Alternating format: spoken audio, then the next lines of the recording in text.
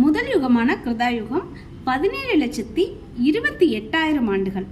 இரண்டாம் யுகமான திரேதாயுகம் 12,96,000 ஆண்டுகள். துவாபர யுகம் 8,64,000 ஆண்டுகள். கலியுகம் 4,32,000 ஆண்டுகள். நான் இதுக்கு முன்னாடி பதிவில் சொல்கிறப்ப 12,96,000 வருடங்கள் ஆண்டுகள் அப்படி சொல்லிட்டேன். அதுக்காக தான் இந்த பதிவு.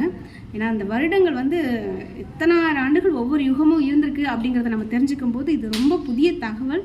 இந்த ஒவ்வொரு யுகத்துலையும் என்ன மாதிரியான சம்பவங்கள் நடந்தது, இந்த நம்ம மகாபாரதம், ராமாயணம், ஒவ்வொரு அவதாரங்களை விஷ்ணு பகவான் எடுத்ததெல்லாம் எந்த யுகத்தில் நடந்தது, இதெல்லாம் கூட நம்ம குருச்சரித்திரம்னு ஒரு புக்கு இருக்குங்க. அந்த புத்தகத்தில் இந்த டீட்டெயில்ஸ் எல்லாமே நிறைய இருக்குது. ஸோ இதெல்லாம் எனக்கு தெரிஞ்சுக்கும் போது ரொம்ப சந்தோஷமாக இருந்துச்சு. அதெல்லாம் உங்கள் கூட நான் ஷேர் பண்ணுறதுல இன்னும் ரொம்ப மகிழ்ச்சியாக இருக்குது. நன்றி.